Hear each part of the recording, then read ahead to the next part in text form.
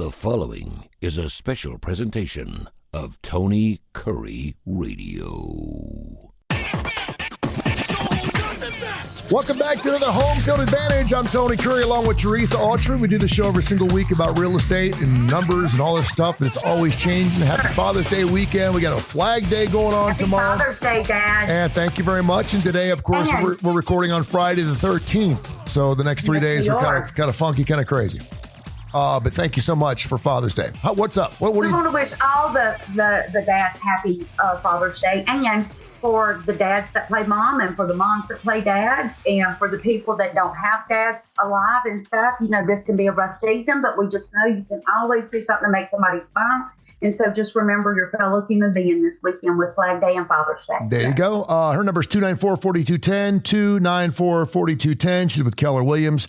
And, of course, Teresa's been in the business now for over 30 years. She does fantastic work. And we find out, we get our fingers on the pulse of what's going on in the real estate business from a commercial standpoint and from a residential standpoint. And you were talking before the show. You had three interesting points. And so I'm going to go point by point real quick. The first one is, and I realize that the Fed is not a political entity per se. I know that. Yeah, they are. Well, yeah. Well, they are now. They are now. Public to believe they're not, but they so are. Well, sure. I mean, every president wants to see low interest rates because that certainly helps the economy. But it appears that President Trump is specifically asking for what right now? He's asking for, and this was as of 17 hours ago. I try to stay really up to date on this kind of stuff. But he's asking for 1% across the board to come down to help offset some of the inflation. And what that means to the public is that's about a half a point by the time it gets to the public. So we would be back in the, I would say, high fives, but we're under 6. So that's very important for you guys to know. Now, you want that. You love that. I mean, that makes your business good. But from my understanding, I thought inflation was holding steady at about 2.5%, which is about where we want to be at. Correct? We are. However, the steel industry and the real estate run concurrent. Okay. And with all the new businesses coming in, with all the new steel that they're going to be making and everything, you have to look. It's just like new construction. You back yourself into the next 18 months, the next 24 months. You're always projecting forward, but you're reverse engineering things. Like, I want the outcome to be this. What do we do today to get this outcome?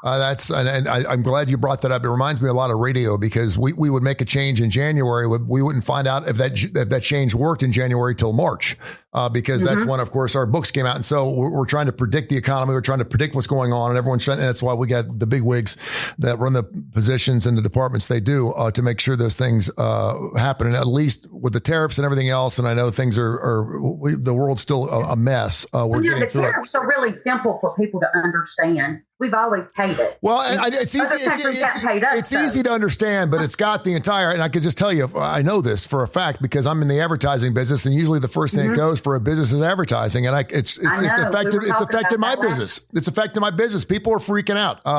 It doesn't matter whether it has a direct influence at all. It just right now everyone's freaking out. Everyone's like staying put. They don't want to spend any money right now because they don't know what the future looks like, and that's not good for anybody. So that's all I'll say about it. Right now that they won't put their house on the market because they have nowhere to go, and they're scared that they're going to be like, we never had to worry about this until maybe the last 5 years. Like, you sell a house, you have plenty of time to find you another house. Sure, that's working through its contract. So you think, oh, it's going to be 4 weeks before we close. No big deal. Well, 6 weeks, whatever. But I've noticed there's been a huge shift, I would say, in the last month in people really being kind of, I want to say, how can I say this? Excited for the first time in a very long time. And I do believe that the media, like, I almost tell clients, just don't even watch it. Yeah. Just don't.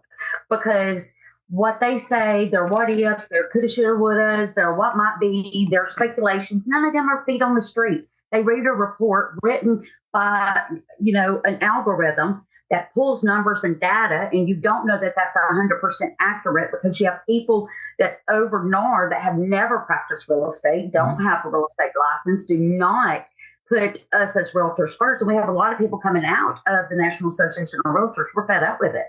Yeah. We are fed up paying thousands of dollars a year and we get no benefit. And then, all they're doing is, number one, I think we discussed this before, they're almost baiting people to live in fear.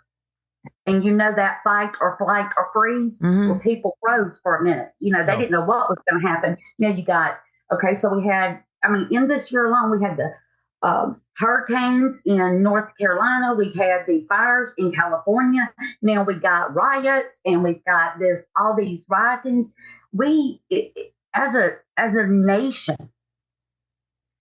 we need desperately to get back to our roots, to get back to the simple things in life, to stop trying to give friends and family all these awarded contracts and get your brother hired who can't even read, or get your sister hired, your girlfriend, your mama, your daddy, whatever. And all these people got positions that they are not qualified to lead. Yeah. You've heard the law of the lid with John Maxwell. Mm-hmm. A lot of these people don't have a lid.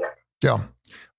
Something else that you bring up, and this is not anything relatively new, so when you brought it up, it didn't surprise me, but you've got some friends of yours down in Texas who own a lot of farmland, and you mentioned the fact that there are a lot of entities that are wanting to buy a lot of, and it could be just not so much farmland necessarily, but and I've heard that we've got a lot of outside entities, including China, who are wanting to buy a lot of land in the United States. Obviously, Texas is full of oil. What are you hearing about why people are wanting to buy so much land in Texas? What's going on?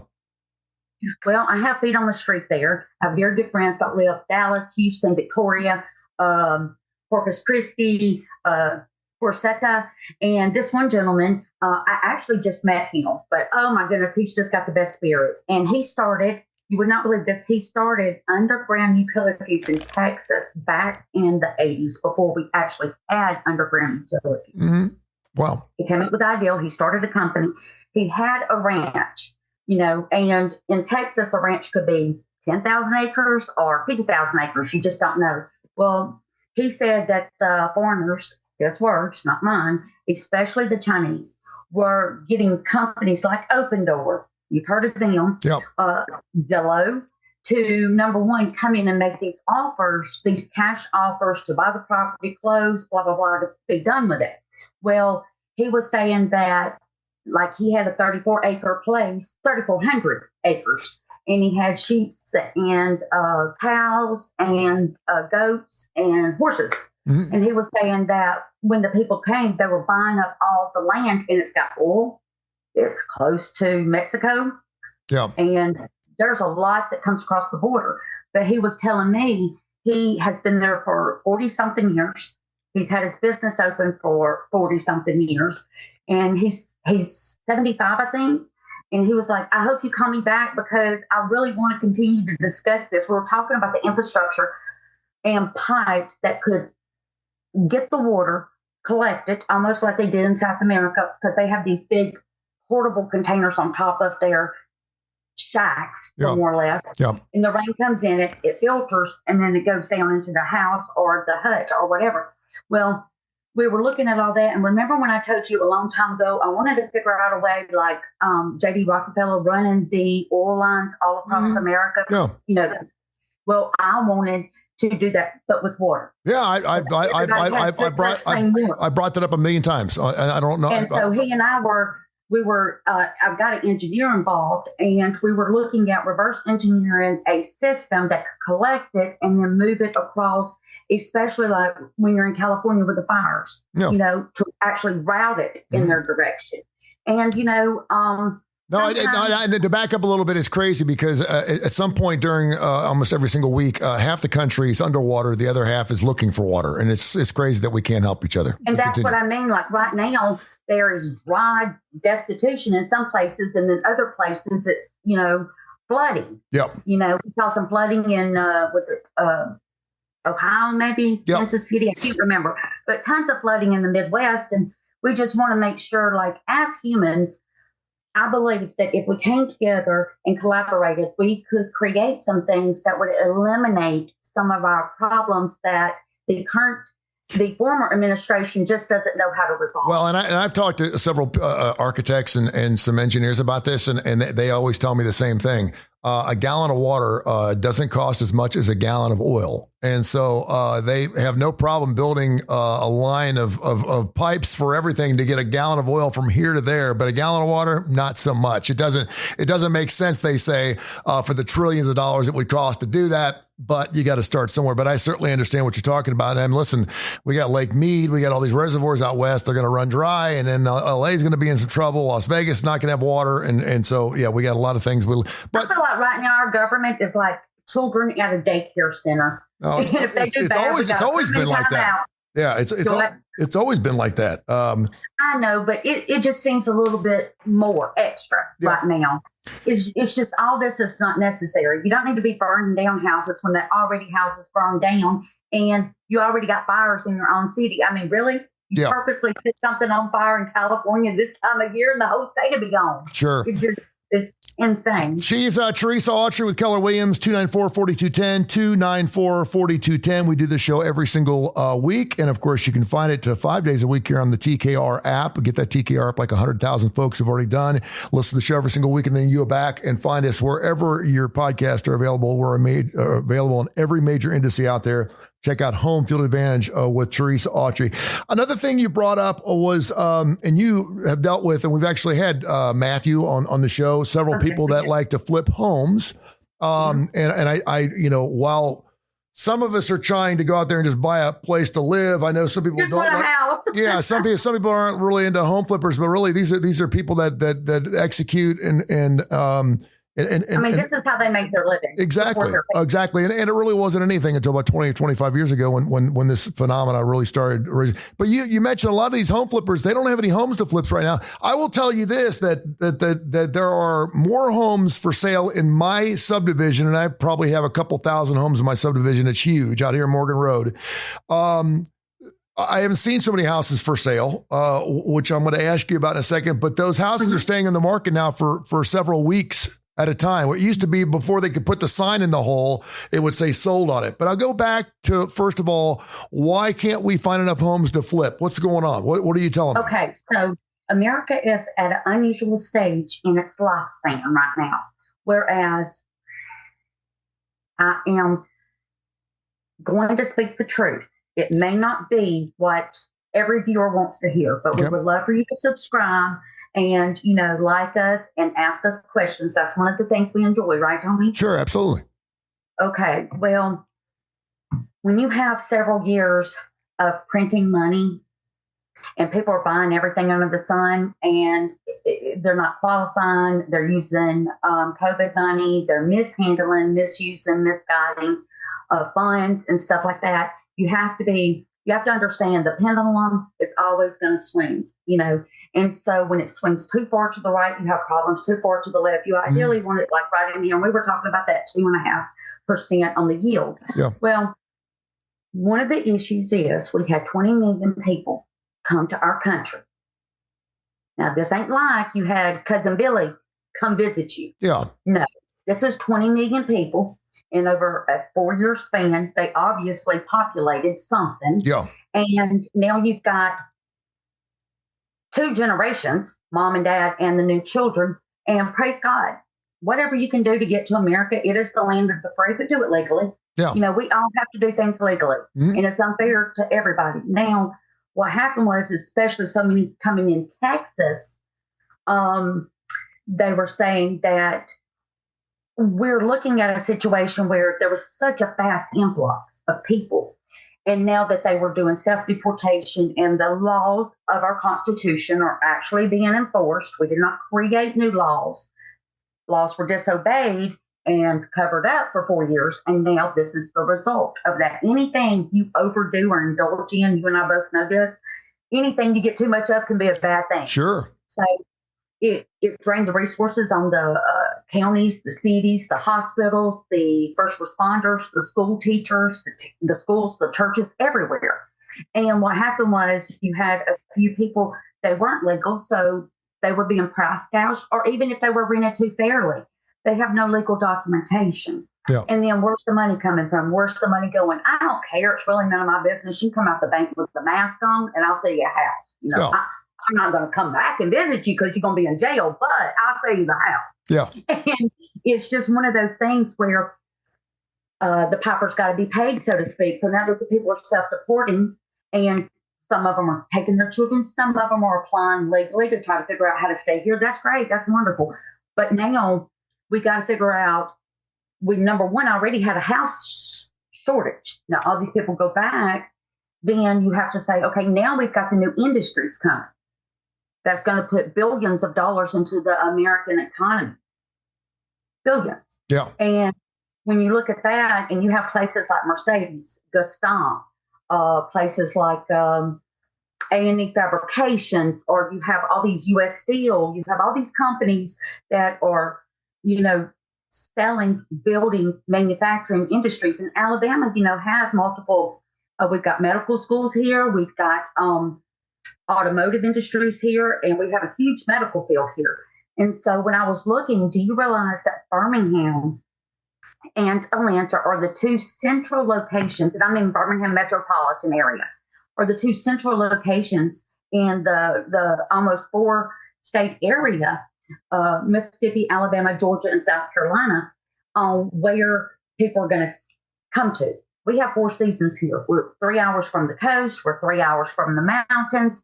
Where, you can be anywhere in 3 hours. Yeah. About it. Yeah. Land, sea, casinos, gambling, fun, shopping, whatever, mountains, rustic, beach, ocean.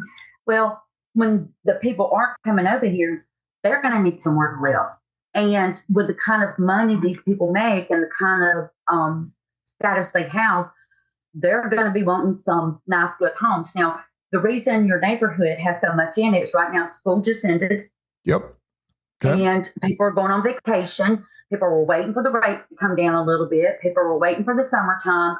And so you always have between April and June a big influx of people putting their house on the markets. You've heard that saying, I'm going to wait till spring. Don't. Yeah. Because then you get clumped in with all the other.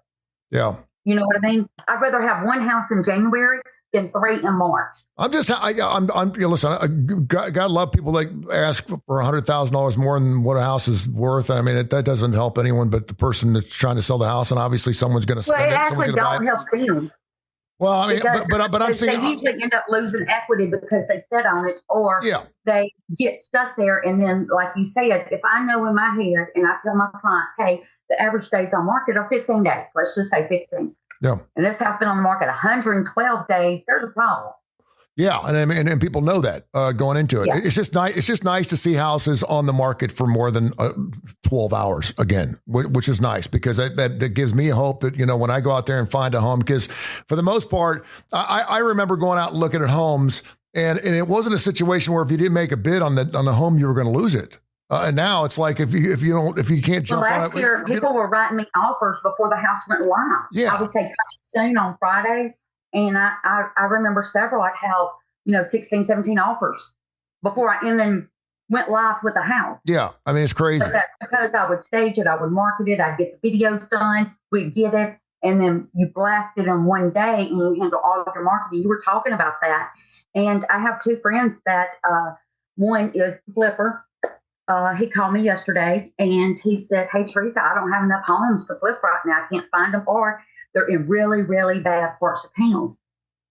And to be honest with you, you can't make a profit if someone's stealing your air conditioner every night or stripping your copper or coming in and getting your appliances. So until the crime rate gets down in Birmingham, most people are looking at the metropolitan area. Yeah. Okay. There you go.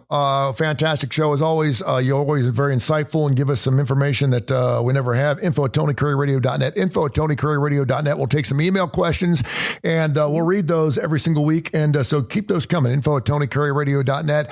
Teresa Autrey, 294-4210, 294-4210 at Keller Williams. Teresa, thank you so much. Have yourself a wonderful weekend. Anything else you want to say about Flag Day, Father's Day, Friday the 13th? Any other, is it National Pizza Tortilla Day? What's going on? Any other holidays you want to talk about?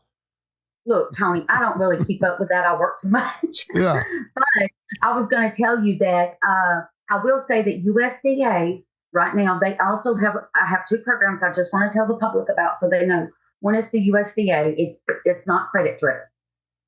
Okay. It goes up to $250,000. No, I'm sorry. $300,000. Okay. So if you're looking to buy a house there, you can literally get in with a decent rate, 30-year fixed, and with little or no money down. We're talking about maybe 3%. Okay. So that's a good deal.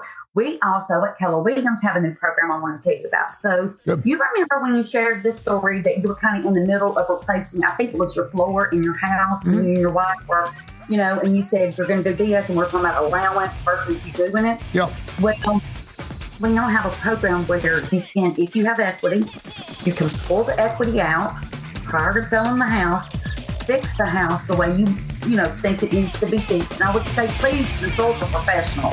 Do not think that orange living room is going to just, I told y'all guys, the client spent $25,000 at Southway, $1 million house, painted it the same powder blue and fixed color. So get a professional.